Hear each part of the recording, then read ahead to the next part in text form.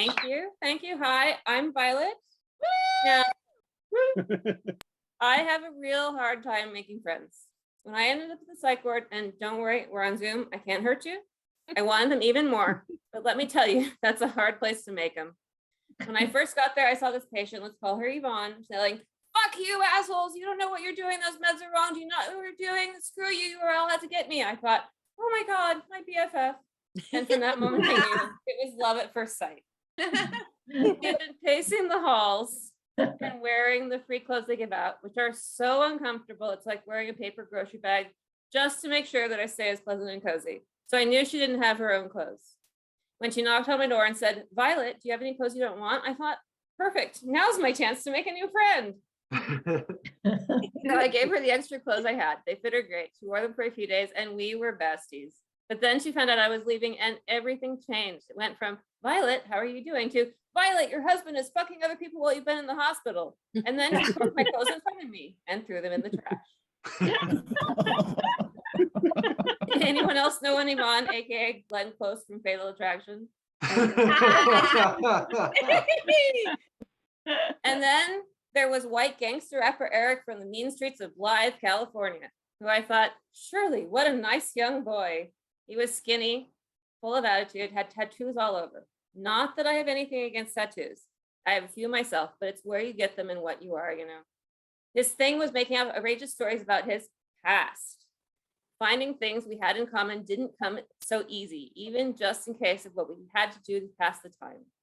One afternoon, he came up to me and asked, Violet, what are you reading? It's the Bible, you know? It's one of the only books they let us have. Yeah, I know the Bible. It's been read at a lot of funerals with people I've shot. Oh. And then there's those I knew right away I should keep my distance from. Like this guy I encountered in another program who also had lots of tattoos and attitude covering up a soft interior. It wasn't the swastika or the 666 or the teardrop down his cheek or the gorgeous pitbull by his side that made me realize we weren't destined to be buddies. It was the fake service animal vest he put on the dog. But dogs, right? Everyone loves dogs. I have 3 and 6 cats and 2 guinea pigs, but my love for animals may go a little too far. I just can't say no to animals or kids. Last year, we accidentally, inadvertently adopted our now 3rd dog, and boy, has it been an adventure.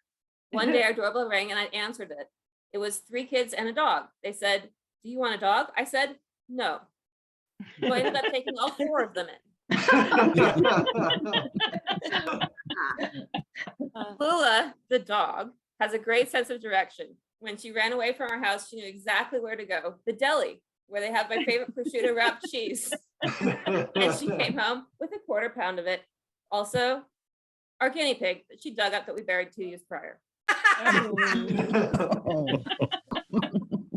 Speaking of bad health, I have severe chronic pain, including a condition called complex regional pain syndrome, which is hard.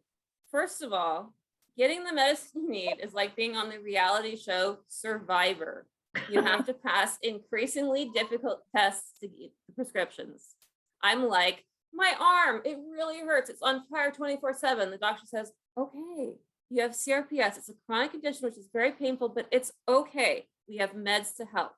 But before I can give you the prescription, you have to prove that you aren't going to sell or misuse them. Just fill out these 18 forms in triplicate with your hand that kills you. Then climb 10 stories, jump over 2 skyscrapers, sign away all your rights to anything easy, and then we might be able to get you a 30-day prescription. When you need refills, we'll just do it all again. Yeah. Yep. And then there are the endless doctor's appointments. Number 1, I don't drive. Number 2, they're all an hour away. And if you miss one, you lose immunity on the island and have to wait another 6 months to get an appointment.